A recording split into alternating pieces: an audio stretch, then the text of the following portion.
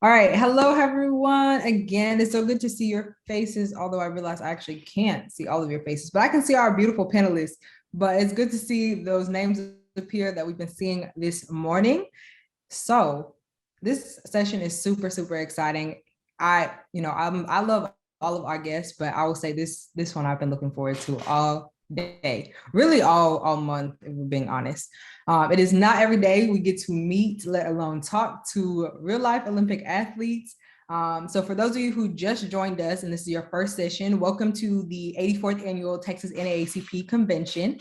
My name is Siobhan Steuben, and I proudly serve as the president of the Texas NAACP Youth and College Division. And this afternoon, we are joined by three phenomenal Olympians, and they'll be discussing their intersectionality between athleticism and activism. And so we prepared a series of questions to have the conversation started, but feel free to place any of your questions in the Q&A section of Zoom, and then reserve the comments for the chat section. So if you want to, say like, oh, that was good, go ahead and put that in the chat, but your question in the Q&A. So let me go ahead and introduce our panelists. Which I first want to say they all have a special place in my heart because they're all throwers. I actually was a thrower in high school, and I used to aspire to be an Olympian before I tore my ACL. But everybody's dreams, they change a little bit. So before we get into our questions, first we have Alex Young, who was born in Nashville, Tennessee, son of Stephanie Young, and sibling to Arian. Several of his interests include social justice, ancient African history, fishing, psychology, and psychophysiology. At Southeastern Louisiana University, he graduated with honors magna cum laude in spring of 2016 with a 3.7 GPA in kinesiology with a concentration in fitness and human performance, and graduated magna cum laude as a graduate student in 2018 with a 3.8 GPA in kinesiology with a concentration in sports psychology, and holds the school and conference record in hammer and weight throw. At Gardner-Webb University, he holds the school and Big South record at Gardner-Webb University in weight throw, and two-time Big South weight throw and hammer champion, and four-time member of the Big South Conference Honor Roll. And in high school, he was a dual sport varsity athlete for track and field and football at Laverne High School, and was a 3-year letter winner on both teams for the 3A state championship in shot put, and holds a school record in the same event. He was named MVP his senior year, and is a member of the National Honor Society, and also competed in the Steel Throwers Club for Coach Jim Brown. And some of his other major accomplishments, and not limited to competing in the Tokyo Olympics, has several USA track and field championships, and has earned a multitude of medals, gold, silver, and bronze. So I'm gonna just give Alex the chance to say hi to the people. Oh, thank you for the introduction. I'm glad to be here, and I appreciate y'all having me. Awesome. And we next have Miss Gwen Berry, come through Black Girl Magic. I'm loving the hair today. Come on. So Gwen Berry is a world-class athlete who started her hammer throw career in 2008 at the University of Southern Illinois, Carbondale. Sorry, reading is not always the best for everybody. But she gained notoriety in 2016 when she made her first Olympic team and broke the indoor world record in hammer throw. Philanthropically, Berry is involved with St. Jude Children's Research Hospital, as well as Athletes for Hope, and is a human rights activist. The 2016 Olympian and activist was named the 2020 Tokyo Humanitarian Award recipient for her continued activism, bringing awareness and educating others on issues of social justice. Berry has continued to expand her platform by founding her company, Activist Athlete, in 2021.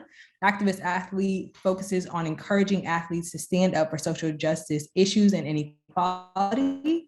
Not only does the brand support the messages of those athletes, but when they are punished for utilizing their voice, Gwen is in collaboration with Color for Change to help to financially support athletes so they can compete in their respective sporting events.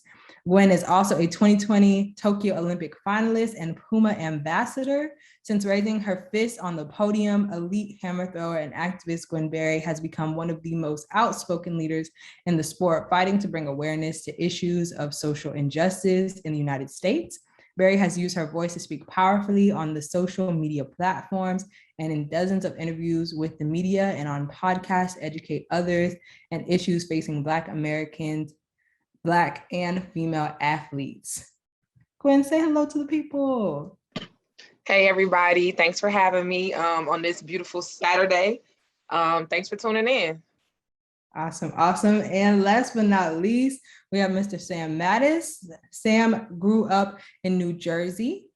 In 8th grade, Sam went out for the track team in order to get in shape for football. After tripping over a hurdle, he found the discus. I can relate to that. I just want you to know. He went on to win 2 New Balance high school national championships in the event, 1 pin relays, 3 state titles, and set the New Jersey state record. After high school, Sam attended the University of Pennsylvania and graduated cum laude with a degree in economics with a concentration in operations and logistics. After winning the 2015 NCAA championship, but failing to qualify for the 2016 Rio Olympics, he turned down a job offer from JP Morgan in order to pursue his dream of making the Olympics. Since turning down that offer, Sam has won the 2019 USA Track and Field Championship, qualified for the 2019 Doha World Championships, and placed 8th in the past year's 2020 Tokyo Olympics. Throughout his journey to the Olympics, he has lived in a state of precarity and worked odd jobs to pay bills. He is hoping to qualify for the 2024 Olympics and then begin a career in environmental justice. Sam, go ahead and say hi to the people. Hey everybody, thanks for having me. Looking forward to it. Awesome. And if I can get all the panelists to be spotlighted, thank you for allowing me to introduce you all. I definitely feel like I need to go to the gym after reading all of that. I just want y'all to know. But we're gonna go ahead and jump into the questions. And then of course, if you all have questions, like I said, put them in the chat. And if you have comments, go ahead, or excuse me, put your questions in the Q&A, put your comments in the chat. So Ms. Gwen, if you can kick us off, and anybody can answer any of the questions. So we'll just popcorn around. What advocacy work are you previously or currently engaged in? I know we heard a little bit from your bio as far as your company you just started and even your display on the podium at the 2020 Olympics. Yeah, for sure. So right now I'm heavily involved with Uninterrupted. I don't know if everybody knows, but that's Spring Hill Company, LeBron James and his assistant Maverick Carter. Well, his right-hand man, I wouldn't say assistant.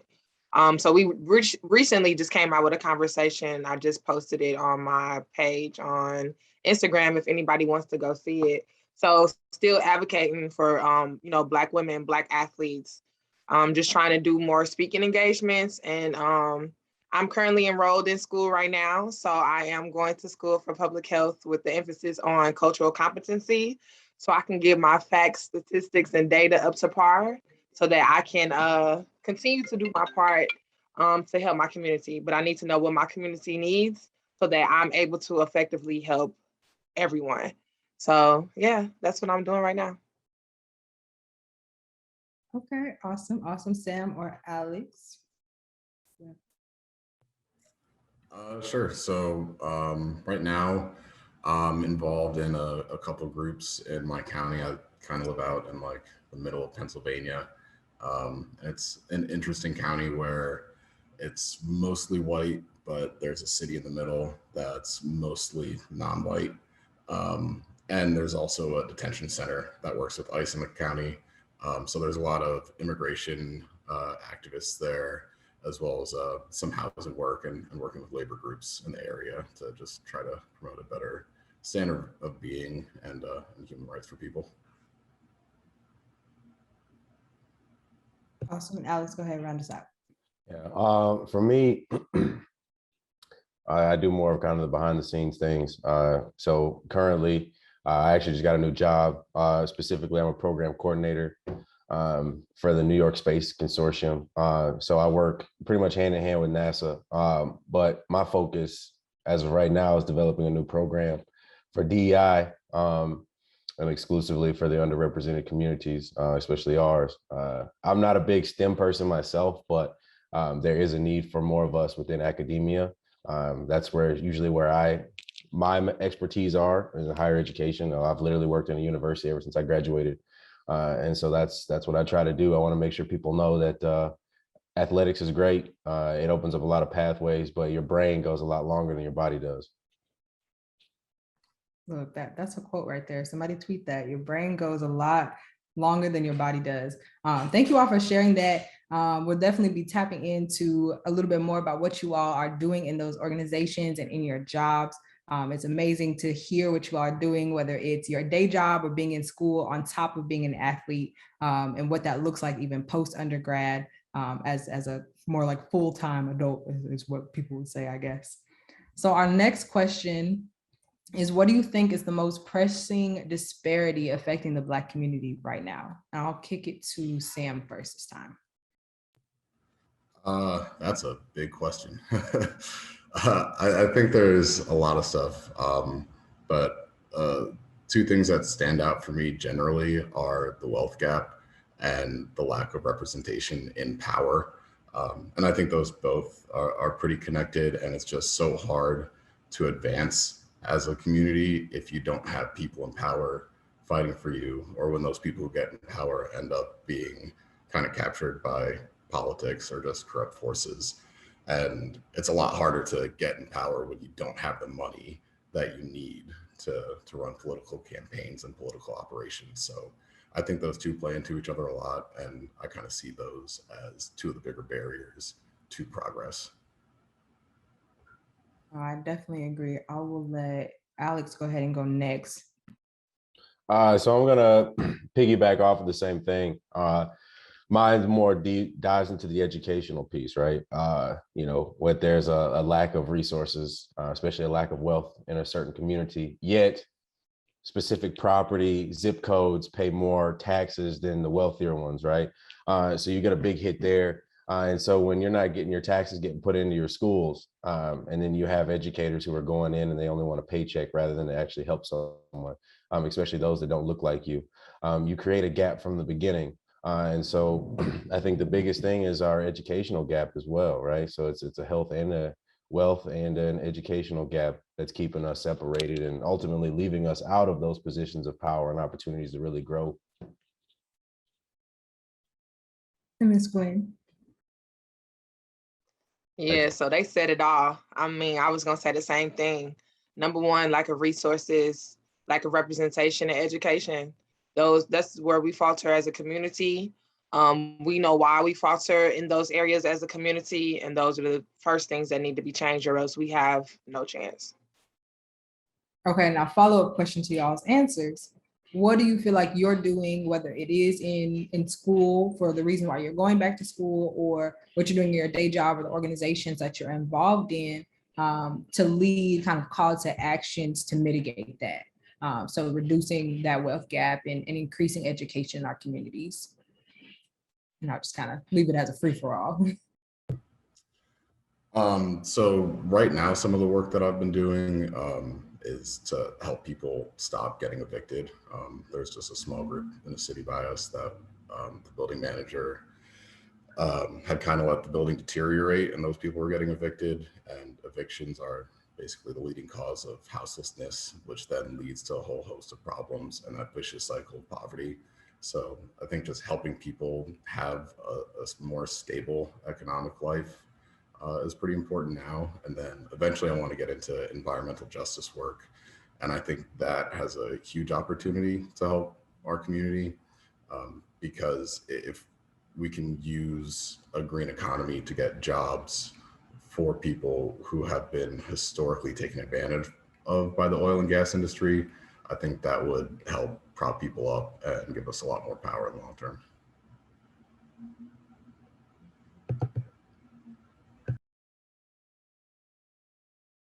So I'm going to say very similar to that. I think ultimately doing some program work, creating new programs and systems for us, honestly, is something that's very beneficial for me, and exclusively, like I said earlier, with my position right now, I handle a lot of finances. And so one of the big things I'm trying to work on again is we are a exclusive and unfortunately big minority in science, technology, engineering, and mathematics. And so in my current role, really what I'm trying to do is create opportunities. So exclusively, we've already set aside several fellowships, scholarships, and internships solely to build up our population within a community that has honestly been exclusively, of the white majority since the inception of NASA. So ultimately, it's just to help us continue to grow, allow us to build upon, something of the legacy that we've always had. For me, basically, just working with the companies and organizations that I've been working with. So uninterrupted, just putting out some educational pieces, educational thoughts, educational gems, so that me knowing that I do have a platform, not everybody, listens to CNN or watches the news, or, most kids these days, they watch celebrities or icons or people that they kind of can relate to or look up to like immediately. So I know that like with my platform, just putting out certain gems and, just speaking my mind and speaking the truth when in regards to people that look like us. I feel like, that's most of the work that I've been doing. I've also been coaching. So I have, a couple of throwers at the HBCU. Shout out to the HBCUs that I'm going to now. I did graduate from a predominantly white school, a private white institution. So I'm glad that I'm going to HBCU and giving back to the kids there, just teaching them, motivating them, just trying to represent for them. And then also with Color of Change, just enabling athletes, like I said, because athletes nowadays have such a great platform. And, people really, really look to seek out information from athletes now. So just enabling athletes to be able to use their voices without the financial, burden. So, if an athlete cannot speak out because of a sponsor, Color of Change will do their duty or, try their best to like compensate for, the loss of financial gain that they might, lose from that. So yeah, that's what I've been doing. That is so cool. Wait, can I sign up? Can you come teach me how to throw? I want to learn. You gotta come to the school. You gotta come to the school. We're gonna talk offline. We might talk about that. But okay, I think when you just raised a really good point, when it comes to using your voice though, and oftentimes that is a financial detriment for athletes. So if any of you have personal experience with what it has felt like to have that pressure and feel like you can't use your voice based on the space that you are in as an athlete, is that something that has been on your mind, especially as Olympians, because you do have these really major sponsorships often, and you can risk those depending on what's in your contract? For sure. I feel like all of us here have had that experience.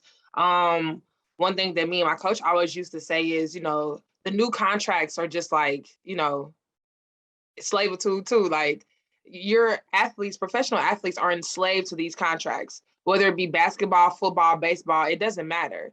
Because what these contracts state is that you have to play.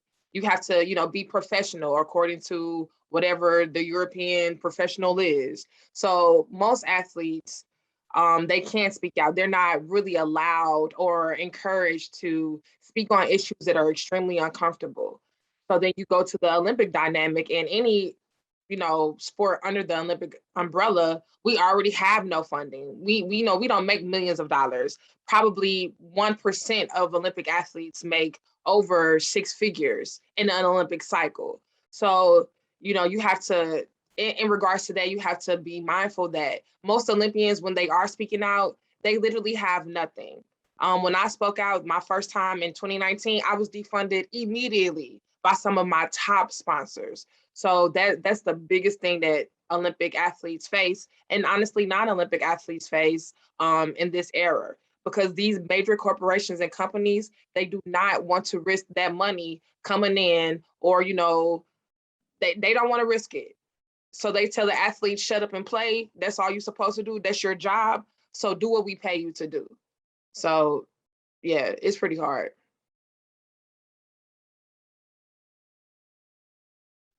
Yeah, there's definitely a strange disconnect with those relationships. And it's very interesting because me and Sam and Gwen actually kind of had a conversation before Tokyo on a very silent but simple protest with a circle and an X somewhere on our body. And we basically had to keep that within ourselves solely because, you know, again, we have very few sponsorship opportunities to begin with. And a lot of those boards, as you will, they don't look like us. And so more times than not, you know, you get worried about, you know, we had a friend literally tell us, you know, he didn't feel comfortable doing it because he was worried about losing funding, right? And so that's something that really sticks out, especially being in events where, you know, we already don't get paid that much to begin with, and we don't get much exposure on TV anyway. And so it definitely makes it really hard to be a whole person instead of splitting, this is athlete Alex or this is activist Alex, right? And then eventually you got to come to that point to make the decision where you want to conjoin the two and just say, hey, I don't really care anymore. I'm going to do what's best for everyone. Yeah, and I would just totally agree with what Alex and Gwen have said before. And one thing that's a little different about Olympic athletes, speaking of, like Gwen said, most of us really are not making a lot of money. I've worked a lot of odd jobs the last couple of years just to get by. So it's the pressure from sponsorships or potential sponsorships is just that much higher when you're living on the edge like that, because you can decide to say something, and if that isn't received well by a mostly white board and a mostly white audience, you could lose really the only stable income that you have. But at a certain point, and I would say that we've all gotten there in the last couple of years, just not saying anything doesn't become an option anymore. So you have to figure out the best way to use your voice and have a platform without being silenced or hopefully defunded, and just figure that out, how to get your message across.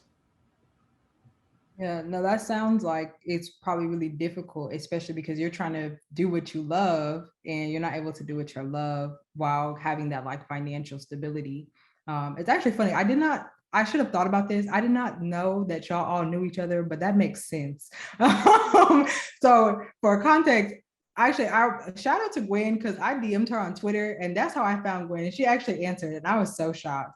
So thank you for that. But I think another question, as far as what y'all are saying, when it comes to your sponsorships, so given where we are in America, in this world, is that taking a toll on who you decide to even choose when you have opportunities for sponsorships? Like, you know, when you go into a job interview, they say like, you interview them as much as they're interviewing you. Is that something y'all are thinking of, especially because in Texas, to kind of bring it to more of a legislative perspective, we have major corporations that are funding, you know, stripping our voting rights and women's reproductive rights. And so how does that affect you all, especially when you're choosing your sponsorships, to kind of put that in parallel? I think for throwers, we don't even have that many options. So it's not like, you know, that person comes and like, you know, we don't have that luxury because we're throwers. One, it's a white man sport. Two, it's, you know, it's not the most popular sport in track and field. We are literally the bottom of the totem pole in track and field, probably a step before race walking. So we have no options. So the fact that all of us decide to speak out and all of us decide to speak for the underrepresented in our communities makes life that much harder. So like I said, when I decided to speak out in 2019, I lost 80% of my income for the year. And I was only not even making $50,000 a year as a professional athlete. So losing 80% of that, like I was literally gonna stop the sport, seriously. So for most people, like a Kaepernick, and no disrespect to Kaepernick, because that's my man, but he was making millions upon millions before, you know, he decided to speak for us, and then he got a settlement. So it's different. With track and field, especially being a thrower, we don't have that opportunity or the luxuries. So it's not like we can just choose who we get money from. We have to work and work multiple jobs. Yeah, for sure. And it's not really like we have as throwers, or honestly, most US track athletes don't have much of a choice in sponsors. There are a couple shoe companies, but Nike kind of owns the sport. And I think that goes back to the power dynamic that I was talking about earlier, where the board of Nike is mostly white and their motive is to make money. they don't really want to hear athletes speak, especially if that's going to interrupt like what they perceive as being their mission, which is profit. So if you get a contract as a thrower, you're lucky, and hopefully you can hold on to that. But if you speak up, which most of us have, it's going to be a lot more difficult. But it's really just, you're not getting much to begin with. So it's just a tougher road. And I'll just say to, I guess, add my little piece, because they've covered it all. It's really, it becomes a point just where you got to get creative. The sponsorships are already limited enough, and so if anything does come your way, you really kind of have to do your research on the individuals or the group that comes for you and ask, hey, would it be okay if you supported us, something like that, right? And so it's just kind of us, we're always working, whether it's literally for ourselves or just literally being financially stable. We don't really have that option. So it really comes down to the point of, if throwing ended today, what do you have to stand on afterwards? And that's one of the biggest questions I always ask myself. I know me and Sam actually had a conundrum with one of our sponsors in the same realm where we weren't getting money, but we were getting equipment, which is very important. But ultimately, me, him, and several others decided it's not worth it. If you're going to treat us like dirt and we already don't get paid, what's the point of staying with you and supporting you and you don't support us? So that's just how I've seen it. No, that makes a ton of sense. I can't even imagine being put in that situation where you literally have to choose between doing, like I said, doing what you love and being who you are and advocating for better because you deserve better. So the next question, you guys have kind of touched on it a little bit, but I'll ask it maybe in a different way. As far as you all are already doing it, right? You're already speaking out for our people. You're already trying to create a better environment than the one we're in. But I guess for how you got into it, did you feel obligated to do that? Or did you feel like it was your duty? How did you feel kind of going into the first time you spoke out? So I know Gwen mentioned like the first time she spoke out in a major way in 2019, like what was the pressure like? What emotion was that?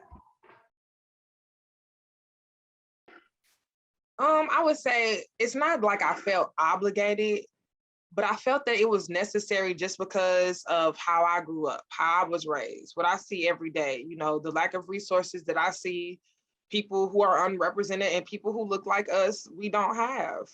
I feel like it was a lot of things leading up to why I spoke out. And the biggest thing was the fact that me being a hammer throw, it was the craziest thing.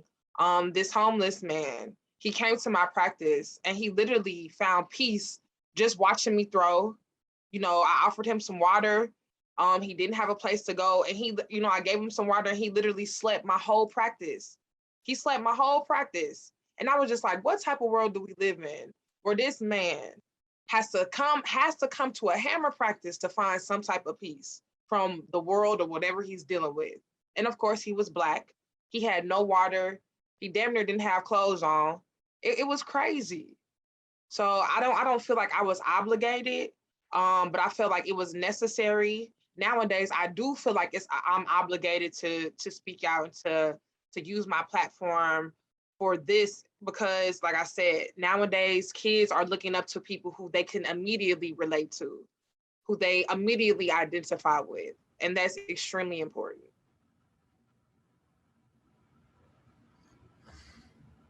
Yeah, I as a kid growing up, I was always inspired by the protests at the '68 Olympics. I'm not sure if everybody here is familiar with them, but two sprinters on the U.S. team raised their fists after getting gold and silver in the '68 Olympics.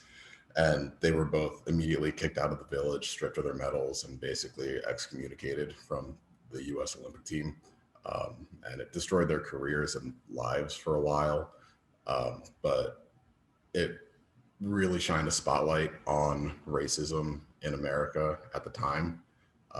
And I knew if I ever had the chance to have anything similar to that platform, I would try to use it to try to shine a similar spotlight on the issues that are going on And especially with the rise of just more overt racism in the US, where people are just saying all the quiet parts out loud, and kind of a burgeoning like fascist movement here in the US and around the world, I think it's just that much more urgent that we speak out and shine a light on problems that are going on in the Black community and in society in general, just so that we have a chance of making the world a better place, because you're never going to address the issues if you pretend like they don't exist. So I think it's important to just keep those in the spotlight.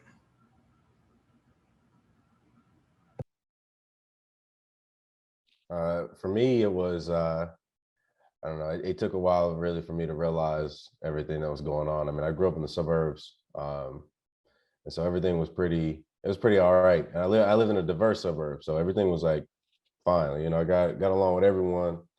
Everything was all right.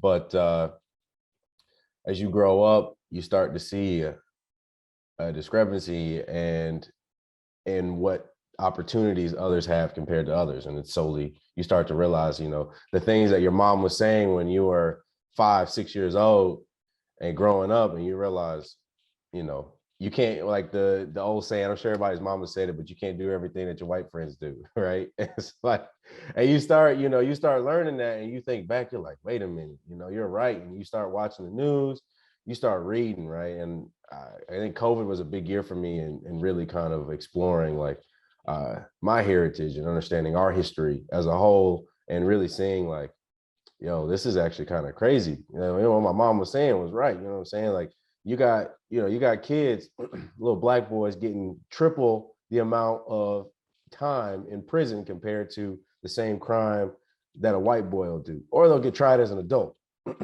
Or you see the education gap. You know, you start reading these things, and I was like, man, it's like, what's going on? So then you start looking in your own sphere of influence, you know, and then you start to realize you're a minority in the thing that you do, right?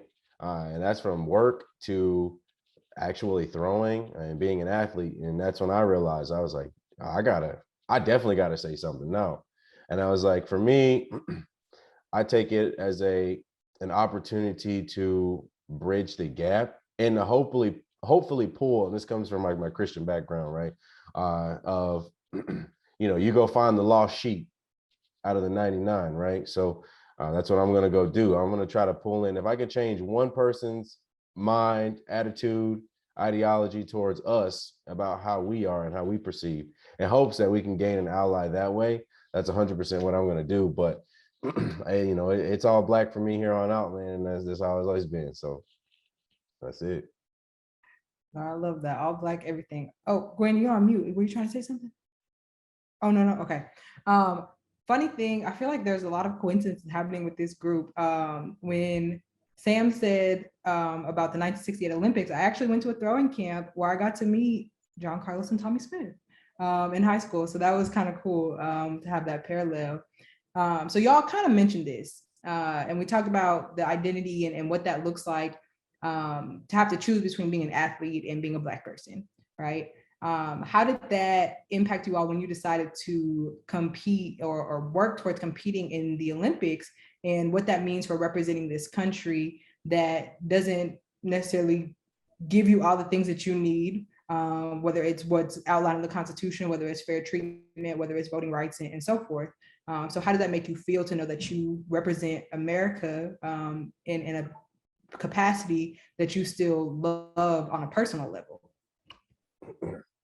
So for me, that's I don't know if we have any Marvel fans in here, but if anybody's seen the recent Captain America, the Falcon and Winter Soldier show, they really pretty much touched on this with the Falcon, Anthony Mackie being Black, and kind of working his way through this process and actually learning about the first quote unquote Captain America with the super soldier serum was a Black man, and they kind of kept it under wraps. And so it was a very interesting kind of parallel in my life, I felt, in a sense of it really becomes this this part where, you know, you have this, you wouldn't say hatred for America, but it's a frustration.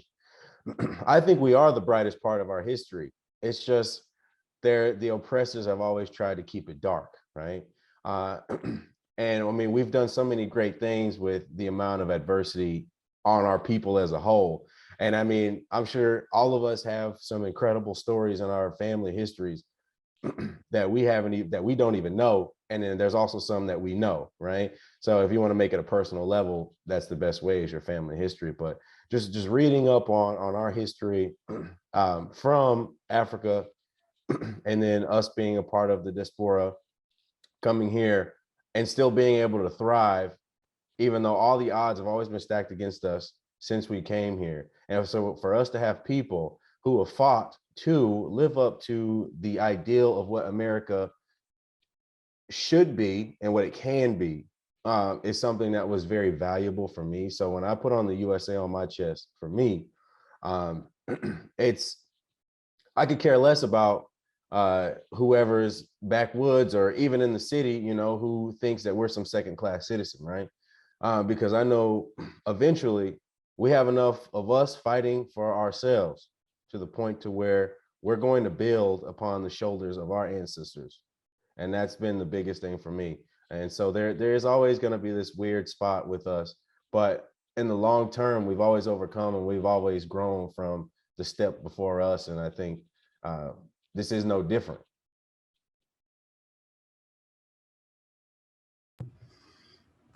Yeah, and basically just want to echo Alex there, where, you know, wearing a USA jersey is a really complicated feeling, because when I can't speak for everyone, but when I started track, you know, wanting to make an Olympics is kind of an inherently selfish goal. You're doing it for you, and that's it. So you're not really even thinking about like, oh, I want to. Maybe some people are, but I wasn't. I was like, oh, I want to represent like USA. This is the greatest country on earth. I just want to make people proud. I just wanted to make an Olympic team. And there's a lot of complicated feelings that come with having to represent the United States. You know, my family is from Jamaica, so we didn't have to go through the ordeal of slavery in the US, but it's still all connected in the Western Hemisphere. So they still were slaves in the West Indies. That's how all of us got here. And a lot of those problems haven't been addressed. You know, we've gone from slavery to Jim Crow to redlining to the largest prison population the world has ever seen. And a lot of mostly white people in the US don't really understand that. Even the ones who aren't economically well off kind of just understand inherently that they're better off than us, and they believe that they have the freedom that America pretends it really has, where they can socially advance, or at least they believe that. So, you know, there's a very dark history and present, but the ideals that America should stand for are inspiring. You know, we want to be the most democratic, most free country on earth. We're a very long way away from that.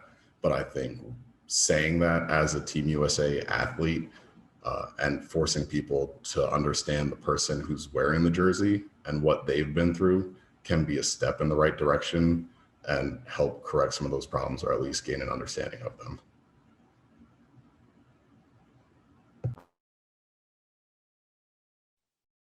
Yeah, for me, Alex, Sam, y'all hit it on the head. I oftentimes feel extremely uncomfortable wearing USA across my chest.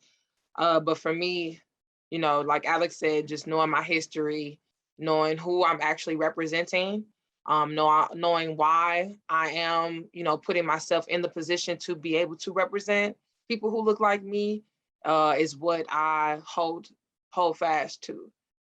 Because let's face it, you know, America wasn't ran by white people. You know, white people didn't discover America, and America, you know, originally wasn't this place of, you know, hatred and slavery, and, you know, it was never supposed to be like this. But, you know, when you have greed and you have insecurities and you have, you know, you want power, you know, unfortunately, here we are. So I just try to hold fast to my history, my people, and why I'm putting myself in those positions, and is for me and my child and my family, and everybody that looks like me or who doesn't look like me, who feels like they are underrepresented, to have some hope, some sense of hope, because that's important. And you hit it right on the head. Hope is important, and that's I think definitely what we have to have in this realm of advocacy. You have to believe that you can create change, and that you're not fighting in vain.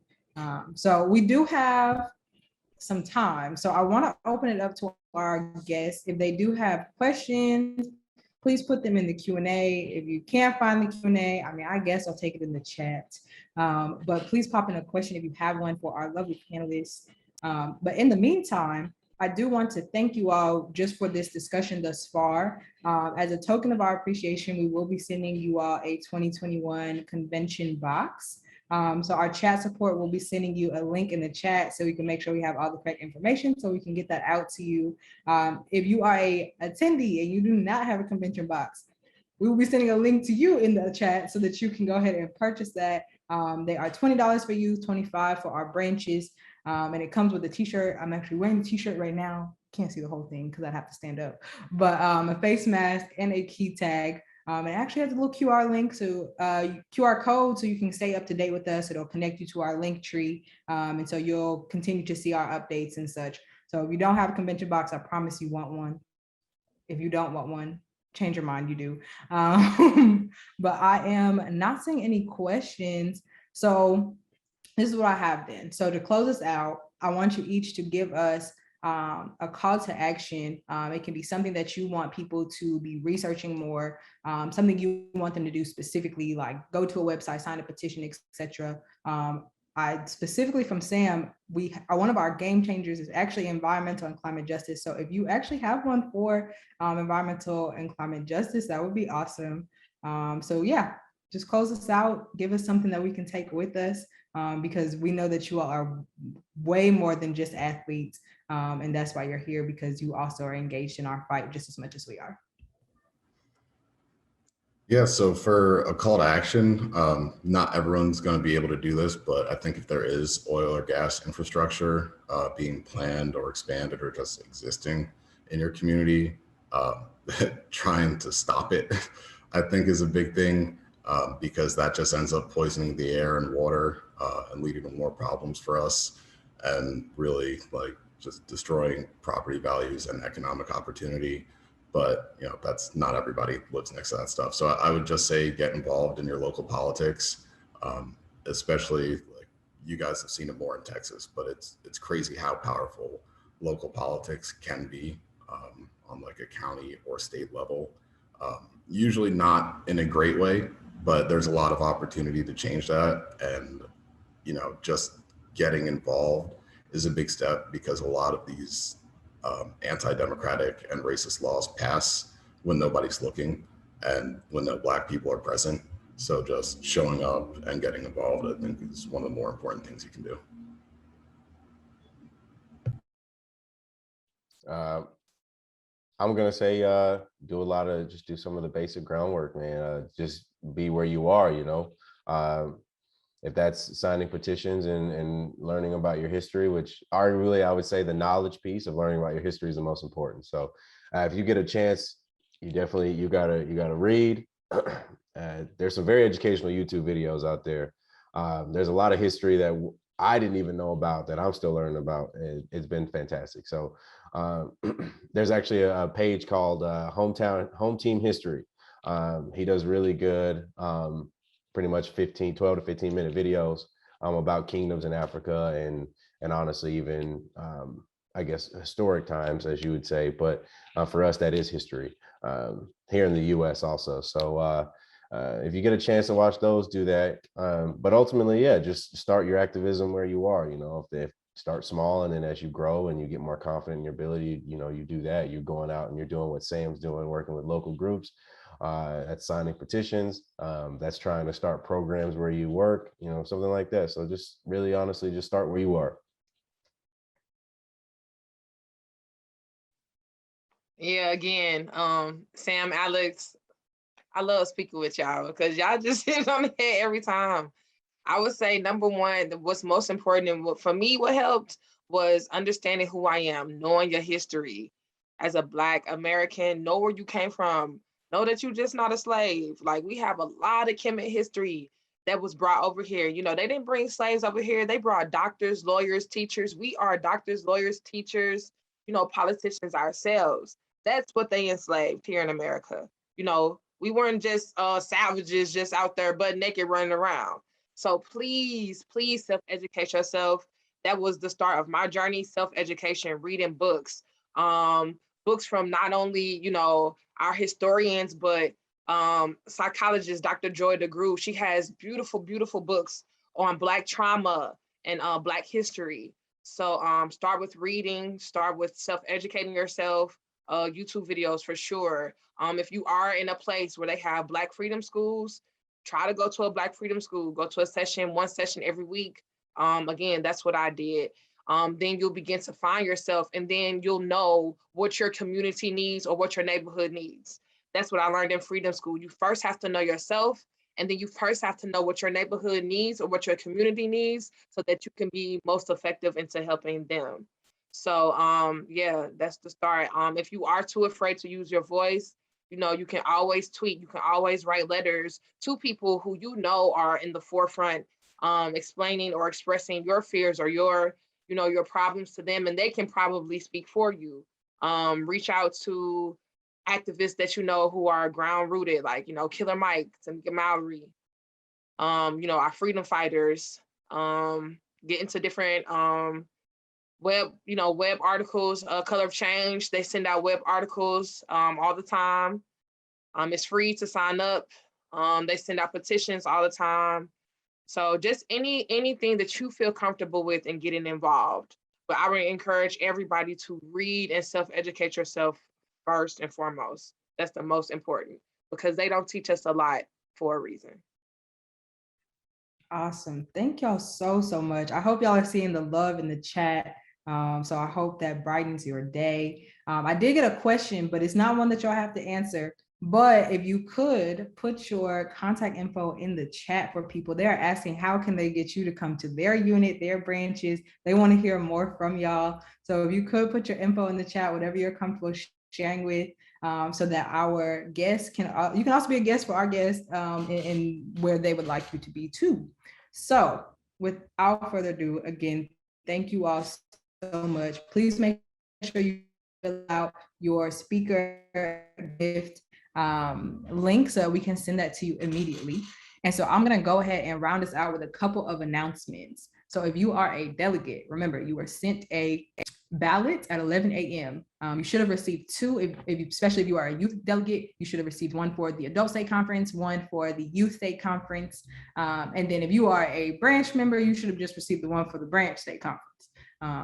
And then that closes at 3 p.m. So make sure that you complete that by 3 p.m. If you don't have one and you think that you should, email texasnaacpyc@gmail.com. Okay, sorry, just kidding. I think we have one more question. So I'm gonna read it. It's from our one of our advisors, Ms. Holmes. She represents Houston Youth Council and the Houston branch. She says, congratulations on all your accomplishments. My sister, Sharon Ann Jewell, won a 1988 bronze medal in the women's Taekwondo middleweight class. And she is wondering, do all of you continue to compete? Maybe for 2024, maybe for some championships? Are y'all gonna continue? I'm planning on going through 2024, probably stopping after that. I'll be getting a little old then and probably time to start doing something impactful instead of just shouting on Instagram and at track meets. So probably hanging it up after 2024. Yeah, so this Olympic Games was my last Olympic Games. I will not be competing to 2024, but I will be doing the World Championships in between. For me, I'm going to compete through to 2024, and then pretty much every year after that, it'll be on a year-to-year basis. Look, that sounds good. Listen to your body, okay? Well, or I mean, your heart too. You might want to just be somewhere else. So that's great to hear. So y'all be on the lookout for them. You follow them on social media, stay connected. We will be sure to highlight them if we see some amazing things. Well, I'm sure we'll see some amazing things. So we'll just spotlight them here and there so y'all can stay connected with them. And last but not least, we're gonna head to our next session. So if I could get the slide for our next session, it is called Leading Yourself in the Masses. And it is featuring our District 100 State Representative Jasmine Crockett. And so she will be talking to us about the legislative session, the role that she played in it, leadership as a whole, and how we can use these skills to ensure that we are leading ourselves and others appropriately. So that link has been dropped in the chat. So you have 13 minutes, okay? So 12:45, we will go ahead and start that next session. So just know it is a different setting. This was a webinar. Our next one will be in a meeting. So you will be in a waiting room until 12:45. Okay. So if you're like, hey, they didn't let me in, it's not working. It is, I promise, we see you, and we'll see you at 12:45. So make sure you take care of yourself, you take a break, you stretch your legs. I'm definitely gonna go make sure you use the bathroom. I'd be forgetting to do that sometimes. But all in all, make sure that you are well prepared for our next session. It is going to be a great one, just like this one. And again, I want to say a big thank you to our panelists, and we are so excited for what's to come for you all. Thanks again. Yeah, thanks for having us. Thank you guys. Enjoy your weekend. No problem. Okay, this meeting will end abruptly, just like all the other sessions. I promise. I like y'all. I really do. But we'll see you at 12:45.